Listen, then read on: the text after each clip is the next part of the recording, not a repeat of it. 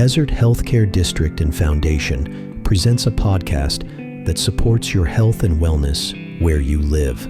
This is Healthy Desert, Healthy You, hosted by Will Dean. Now, here's Will. Hello, friends. Today, our topic is one that many people may describe as ancient, but I've noticed recently it popping up in my social media feeds quite a bit, and that is Tai Chi. Our guest today is a Sifu teacher in Tai Chi. Please welcome Jas Minkel. Hi, thank you. How are you? I'm doing great.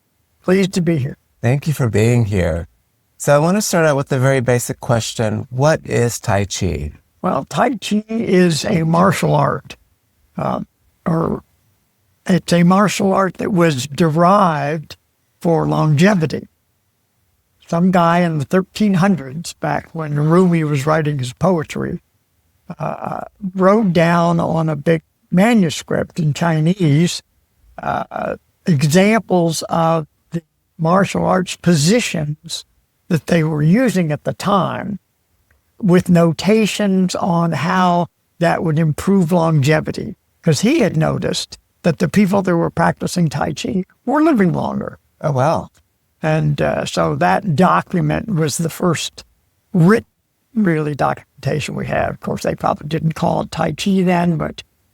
Wow, so that was in the 1300s? That was in the 1300s. And then in the middle to late 1800s, the current 5 families started their individual forms. The Chen village in China started the Chen form. The apocryphal story is that Yang Lu Chan, who founded the Yang family form, would sneak over to the Chen village because he was in love with somebody there. He would peer and watch their Tai Chi because they refused to teach anybody that wasn't in the village because they didn't want you being able to defeat their Tai Chi. Oh, I see. That's an apocryphal story. Right. It sounds good, though. It does. And so I know that you are with the Tai Chi Circle of the Desert. Yes. And you all practice it. Is it the Yang family? We practice the Yang family 108 long form. Okay. There are a number of forms. There's in the Yang family. They have the 108 long form. And they have a 64 form, and they have a 24 form. They even have an 8 position form. And the 24 form and 8 form were derived recently by the Chinese to try and keep the Chinese people interested doing Tai Chi. Oh, wow. I wanted to ask you... Because people didn't want to really take the full 30 minutes to do, the full 108 Yang family long form. So that's a normal session for the 108 is 30 minutes? Yes, it takes about 30 minutes to perform that. Well, there are groups who do it in a very short period of time, but our group is basically 30 minutes. The shortest is about 18. Okay. So tell me about your personal journey. What led you to Tai Chi? Oh, I had no intention of doing Tai Chi. I was in charge of logistics at a spiritual center here in town. And some lady wanted to teach Tai Chi classes at our center. And I was the one tasked with making sure she got a key and that she had the security code and that we could arrange the chairs the way she wanted and all that sort of stuff. And so I did all that. I also had to advertise it to the congregation to try and get people to come. And she did outside advertising. And the night before, I had this kind of awful premonition. What if nobody comes? I would be totally embarrassed. So I decided, well, I can go. And so I did. It turned out 20 people came. And I fell in love with it. At the end of the first hour, I could just feel that this was exactly what I wanted to learn how to do. And have been almost rabid about it since then. What was it about it that made you fall in love so quickly? Well, it was the body positioning and movement that relieved stress off my back and shoulders, and just that kind of feeling of the flow of energy that's normally in your body that you restrict by the way you hold your back and your shoulders and stuff. I felt all that kind of go. That was kind of that rush of chi that we would describe it as. And I've been chasing that feeling ever since. So that first time, though, was it that immediate where you felt yes. that? Oh, absolutely. Absolutely. The very first time I stood in the Tai Chi standing position, it was like a miracle. Right. Wow. So I became an avid student for the entire form. Okay. And when I finished the beginner class, I didn't stop going to it. I went on to the intermediate class, but I also went to the beginning class at the same time because I knew there was more stuff to learn that I had seen and told, but I just didn't really understand.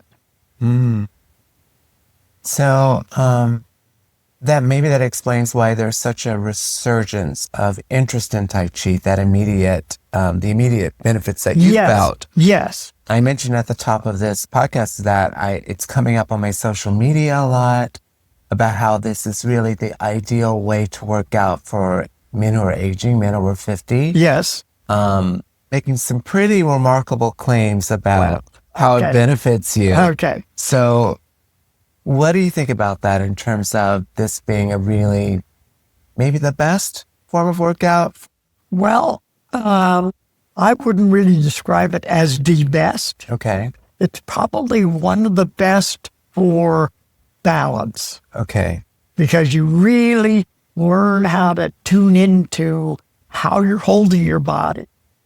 That's, I think, the biggest thing I've learned from Tai Chi is to be aware of the position my body's in and where my sense of balance is, because all the time we practice, we're using our center of balance. Mm-hmm. And so we stay focused on it. And you can focus on your center of balance for 30 minutes. It gets pretty strong. Right. So that awareness of your body at all times when you're working. Right. And of course, as we age, our balance as registered by the little calcium crystals that roll around in your cochlea inside your ear that tell you whether you're tilting or not. Like everything else, they slow down and you don't have quite the same reaction time that you had before. And eventually you're going to fall over. Right. And so one of the things that you learn in Tai Chi is how to put that off as long as possible. Okay. Now, 10 years ago, I was still falling. But in the last probably 8 to 10 years, I have not fallen. I've had several situations that were, unbalanced, but because I had spent so many hours practicing the Tai Chi movements that are designed for you to put your body in a balanced position, my leg just simply goes right there and you'll be stable. Right. Wow. And sometimes, it's not until later that I think about, oh yeah, I learned that in sickle whip or whatever position it might have been. But it was kind of an automatic response at the time. But those automatic responses came from hours and hours and hours of practice. Okay. So I want to ask you, for someone who's just starting, there are a couple of things that I've heard about, again, on social media. I've heard about Tai Chi walking and also Tai Chi in a chair. Well, Tai Chi in a chair is usually done for people who can't stand for long periods. And there are different ways of doing that. The Tai Chi walking is really just walking while you're focusing your mind on walking. Because 99% of the time, when you go to walk somewhere, that's just a function your body's doing. You're not paying attention to how you're placing the foot and how you're rolling the arch or, whatever you're doing. And so Tai Chi is, walking is really just kind of paying attention to that. It goes back to being mindful. And it's to being mindful, yeah. And it doesn't have to be really slow. You can do kind of a fast Tai Chi walking. Or you can do it pretty slow. What would you say is the major benefit for students in your classes who take the Tai Chi class? Is it it's learning stability. Stability, okay. Physical stability. Which is what you were talking being about. Being able to keep your body from falling over. Right. Let's talk about some of the Tai Chi classes that are offered through the Tai Chi Circle of the Desert. For example, where do you teach? Well, I'm currently teaching an advanced class at the Center for Spiritual Living in Palm Springs for people who are my peers. Okay. And by your peers, what do you mean? People who are Sifus. Okay. Who have learned the entire form, practice it regularly, and teach. Right. Okay. So I've moved into that role of teaching the teachers. Oh, wow. You must be really good at it. I practice a lot.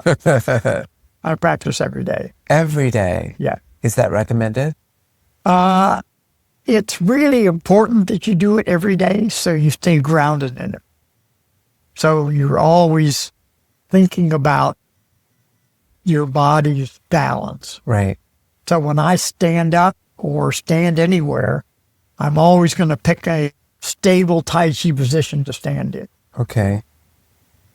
So every day, it doesn't necessarily have to be the 30 minutes. It could be like 18. It does not have to be. It will be, well, I would be doing the full 30-minute form if I was physically able today. Okay. But I've got some, physical challenges, and so I do 5 to 10 minutes every day. Okay. But I'm consistent about it. Right, and that helps you maintain your and that helps me maintain, and remember the form. Right. Because you're actually doing 150 positions. Okay, and we call it the 108 long form because that was the traditional name for it. But the Chinese had one name for a bunch of different positions that we all break down and say, well, this is this position, this. And the Chinese just said, well, that's grass to the bird's tail. There was a whole bunch of different stuff. But it's difficult to learn that way, so we break it down into the component parts. And remembering the sequence of choreography for 150 steps is not trivial. And if you don't do it for 6 months or a year, you're liable not to remember the sequence. So the routine is the same every day then? The routine is the same. Okay.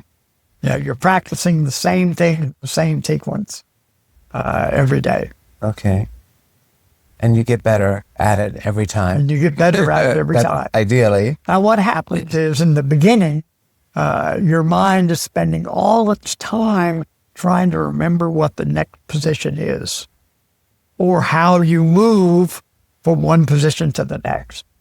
And that takes years before you get beyond that point where you can then do the form without having to think about what's next. It's muscle memory then? It's muscle memory. You ingrained it. In fact, they did MRI studies on the brains of people that, like the people that do Tai Chi all the time. And it physically changes the structure of the brain. Mm-hmm. And those areas in your motor coordination become more enhanced. So yes, you say it's muscle memory, but it's really in your brain. It's in your brain. brain remembers how you're moving that muscle. And because you do it so often, it says, well, we might as well write this pattern down permanently. Yeah. And that's what allows you to respond in enough time to keep yourself from falling. Right. Or to deal with, any situation you might have, like unwanted reaching or, someone trying to push you or pull you or something like that. Right. So the benefits for people who are older are very clear in terms of balance and building stability. Number one. Right. Flexibility. Flexibility. Number two. Okay. Because we have to be able to stand, with our feet like this and turn our body fully to the left and then turn the body all the way around to the right. So there's a lot of rotating of the waist in Tai Chi, and so you maintain quite a bit of flexibility. Okay, so you're also having to step in kind of odd directions. Right. Each of the positions. Right. So for younger people who may not have issues with balance or anything like that yet, I would imagine the benefits of the meditative aspect of it. Oh, yes. Come into play. That would be excellent too. And it's an excellent martial art for people who aren't into striking and kicking and karate and judo. Those kind of things, which we refer to as the hard martial arts. We have strikes and kicks in Tai Chi, but they're all simulated. Right. So I would imagine you would say that Tai Chi has enriched your life. Oh, absolutely. Absolutely. Yeah. Awesome. Yeah. And for people who want to learn more about, because I know there are a number of classes offered across the valley. Right. Especially during season, probably around September. Well, during season, there is a class at Sunnylands in Rancho Mirage every Saturday morning. I and another Sifu in our group started that in 2014. Oh, wow. Sunnyland, because Tai Chi was, becoming popular then, was looking for somebody to teach Tai Chi. Oh, very specific about it. Yeah. Right. And so our school got the opportunity to do that. And so I took it. In the gardens there? On the Great Lawn. On the Great Lawn. Wow. That every Saturday morning, 10 o'clock, November through April. Is there a cost? No, it's free. Wow. You can come every week if you like. We tend to focus on the beginning parts of the form because we get people that are brand new every week. Right. But there are people who have come like every week for years. Okay. I'm going to have to check that one out because I can imagine that beautiful view there. Oh, from the Great Lawn. It's fabulous. Yeah. And when we started, it would be an exciting day if we had 30 people. We would go, oh, wow, a new record. And I think the fewest number of people we had was like 8. Okay. And today, the average is like 75. 75. And 100 on a big day. Wow, that's incredible. And it ends on the last Saturday in April, which also turns out to be World Tai Chi Day. Okay. And so not only is our group out there doing Tai Chi for World Tai Chi Day, but there are other groups in the valley that come and do some Yang family and some other family forms. Right. It's an incredibly popular martial art. Yes. And then we have Qigong in our school also. We have a teacher of Qigong. And that's a different martial art? It's kind of like Tai Chi without stepping. Okay.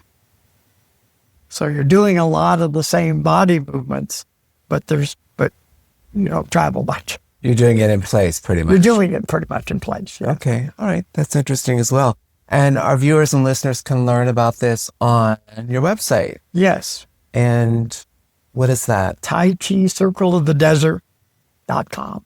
There you go. In fact, if you just type in Tai Chi Circle it'll come up as one of the responses. All right. Jas, thank you so much. You may see me at one of your classes in the future. Okay, sounds good. I appreciate your being here. Looking forward to it. For more information about our podcast, you can follow us on YouTube, Apple Music, Audible, wherever you enjoy your podcasts. Thank you. Thank you for joining us on this episode of Healthy Desert, Healthy You.